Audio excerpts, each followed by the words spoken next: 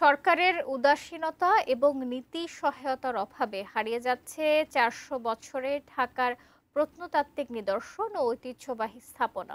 অথচ পরিকল্পিত উন্নয়ন এবং সংরক্ষণ করা গেলে এখনো বিদেশি পর্যটকদের জন্য আকর্ষণীয় স্থান হতে পারে পুরান Dhaka.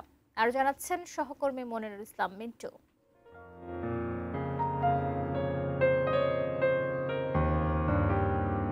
Singapore, Colombo, Dubai, Hanoi, Istanbul কিংবা প্রতিবেশী দেশ ভারতের শহর মুম্বাই, আহমেদাবাদ, দিল্লি এমনকি কলকাতার ঐতিহ্যবাহী এলাকা সংরক্ষণের আওতায় এনে পর্যটন কেন্দ্র করা হয়েছে।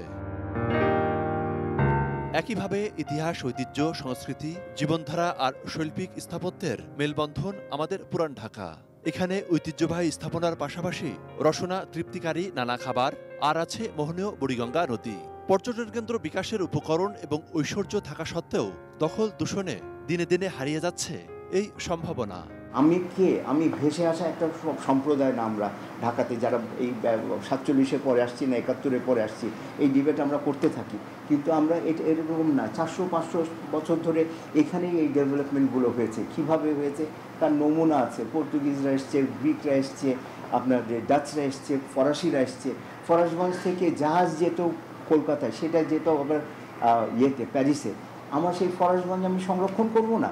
ঐতিহ্যবাহী স্থাপনার বেশিরভাগই গুদাম কিংবা কারখানা হিসেবে ব্যবহার করে আরো ঝুঁকিপূর্ণ করা হচ্ছে।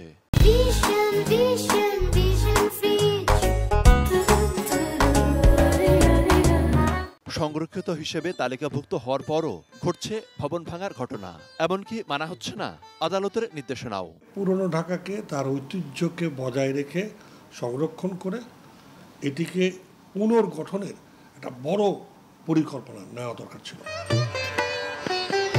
এসব স্থাপনার কোনোটা ব্যক্তি মালিকানাধীন, কোনোটা অর্পিত কিংবা দেবোত্তর সম্পত্তি।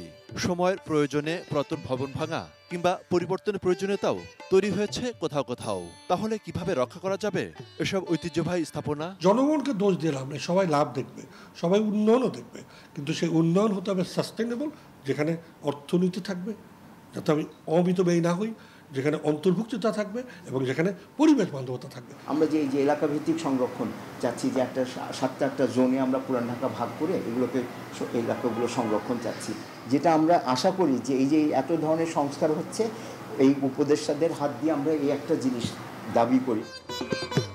Monirul Islam Mintu, ETN news, Dhaka.